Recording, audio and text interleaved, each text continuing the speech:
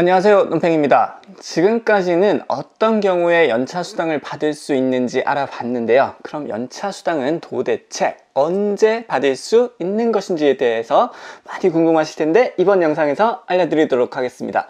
시작합니다. 연차를 쓸 수 있는 날이 단 하루라도 남아있으면 연차수당을 받을 수 없습니다. 연차수당은 사용기간 안에 쓰지 못한 연차에 대해서 돈으로 보상해 주는 것이죠. 즉 연차휴가는 말 그대로 휴가 제도이기 때문에 휴가로서 소진하는 것이 우선이지 돈으로 주는 것이 우선은 아니라는 말이죠. 그래서 부득이하게 못 간 휴가에 대해서 보상 차원으로 연차수당을 지급하는 것이기 때문에 연차는 어쨌든 간에 휴가로서 가는 게 우선이다 라고 아셔야 됩니다.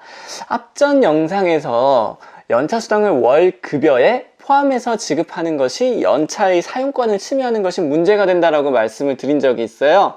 그것과 같은 논리겠죠. 즉 연차를 쓰는 게 우선이고 돈으로 받아가는 것은 나중에 발생을 한다. 이해하셨죠?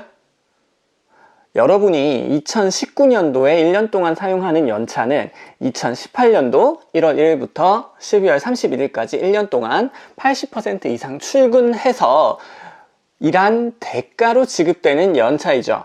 그렇게 지급받은 연차를 2019년도 1월 1일부터 12월 31일까지 1년 동안 열심히 쓸 수 있고, 그러면 이 연차를 쓸 수 있는 마지막 날이 언제죠? 2019년도 12월 31일이죠. 그날까지도 여전히 휴가를 사용할 수 있는 권리가 먼저 발생을 하는 거고 수당을 청구할 수 있는 게 아닙니다. 그러면은 그 마지막 날이 지나서 2020년 1월 1일이 되면은 이미 전 기간의 연차 사용 기간은 종료가 됐기 때문에 못 쓴 연차를 수당으로 청구할 수 있는 권리가 발생을 하게 되는 거죠. 즉 연차 휴가 미사용 수당 청구권이 2020년 1월 1일에 발생하는 겁니다. 대부분의 회사가 1월의 급여 지급일에 연차 수당을 함께 지급하는 것도 바로 그 이유 때문입니다. 이와 같은 논리로 보면은 입사일 기준으로 연차를 관리하는 회사는 입사일이 속한 달 혹은 그 다음 달에 연차 수당을 지급받게 될 것입니다. 임금채권의 소멸시효는 3년입니다. 그리고 연차 수당의 소멸시효도 마찬가지로 3년입니다. 여러분이 연차 수당을 달라고 회사에 요구하는 날을 기준으로 3년 내에 발생한 연차 수당만을 여러분이 청구해서 받으실 수 있다는 의미가 되는 것이죠. 말로 하니까 이렇게 어려운데 예를 들어서 설명을 드리겠습니다. 제가 회사에 2019년 12월 27일에 연차 수당을 달라고 청구를 했습니다. 그러면은 2019년 12월 27일을 기준으로 역산을 해서 3년째가 되는 2016년 12월 27일 이후에 발생한 연차 수당은 모두 받으실 수 있다는 이야기가 되는 거죠. 그러면 그 이후에 언제 발생을 하죠? 네, 아까 1월 1일에 발생한다고 말씀을 드렸죠. 그래서 2017년도 1월 1일에 발생한 연차 수당은 2016년도 분이 될 것이고 2018년도 1월 1일에 발생한 연차수당, 그 다음에 2019년도 1월 1일에 발생한 2018년도분 연차수당까지 총 3년의 연차수당을 청구하실 수 있게 되는 것입니다. 그런데 여러분이 이 영상을 보시는 오늘이 아닌 2020년도 1월 6일에 회사에 출근을 해서 연차수당을 청구를 했어요. 그러면은 이게 어떻게 좀 바뀌는 시뮬레이션 해보겠습니다.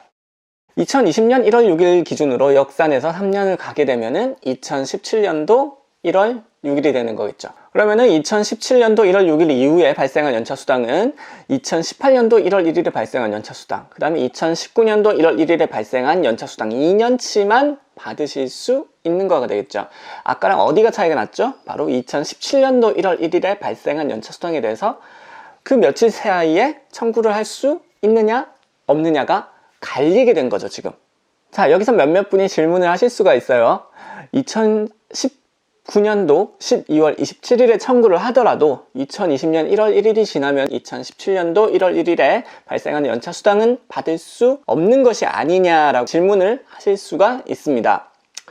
그런데 그 답은 한 번 달라고 요구한 돈에 대해서는 소멸시효가 중단이 된다라는 개념이 있어요. 그래서 2019년도 12월 27일에 연차 수당을 달라고 청구한 순간 직전 3년간 발생한 연차 수당은 소멸시효가 진행이 되지 않고 정지가 되게 되는 것이고요. 여전히 그 발생기일이 지나더라도 여러분들은 수당으로 받으실 수 있게 됩니다. 그러니까 우리 회사가 연도 단위를 기준으로, 즉 1월 1일부터 12월 31일까지 연차를 관리를 하는 회사라고 하면은 2020년도 1월 1일이 되기 전에 연차 수당을 청구하는 것이 굉장히 중요한 문제가 되니까요.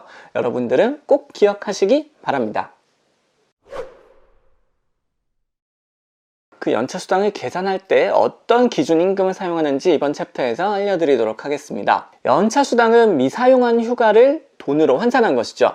그렇기 때문에 연차를 사용할 수 있었던 당시의 임금을 기준으로 계산을 해야 하는 겁니다. 앞의 예를 기준으로 설명을 드리자면은 2017년도 1월 1일에 발생한 2016년도 미사용 연차 수당은 연차를 사용할 수 있었던 마지막 날인 2016년도 12월의 급여를 기준으로 계산을 하게 되는 거고요. 2017년도 미사용 연차 수당은 2018년도 1월 1일에 발생하죠. 그거는 2017년 12월 급여를 기준으로 계산을 하고, 그 다음에 2018년도 미사용 연차는 2018년도 12월 기준으로 계산을 해야 됩니다. 회사로부터 받는 임금은 결국 여러분의 노동력의 가치를 환산한 것이죠. 그렇기 때문에 연차를 써서 하루를 쉬게 되면은 여러분이 하루치 임금에 해당하는 그 노동력을 제공하지 않은 것이기 때문에 이 기준에 따라서 계산을 해야 되는 겁니다. 보통의 경우에는 임금이 상승을 하죠. 계속 연도가 갈수록. 그렇기 때문에 최근으로 올수록 연차 수당의 크기가 커지는 것이 보통의 경우입니다. 이번 영상은 연차 수당의 지급 시기, 소멸시효, 계산하는 기준 임금이 언제인지에 대해서 알아봤습니다. 가장 중요한 거는 그거겠죠. 연말을 기준으로 청구할 수 있는 연차 수당 금액에 상당한 차이가 발생한다. 꼭 기억해 주시기 바라고요. 연차 수당을 요구하시려면은 꼭 연말을 넘기지 않고 일단 어떤 식으로든지 먼저 청구를 해야 된다라는 점 아시겠죠? 네, 이번 영상에서 궁금하신 사항, 잘 모르겠는 부분은 댓글이나 카카오톡 채널 논팽이 컨시어지 통해서 질문 남겨주시고 제 영상이 여러분들의 직장 생활이나 살림살이에 조금이라도 도움이 됐다라고 느끼시면은 구독과 좋아요 꼭 눌러주시기 부탁드립니다. 오늘도 논팽이였습니다. 감사합니다.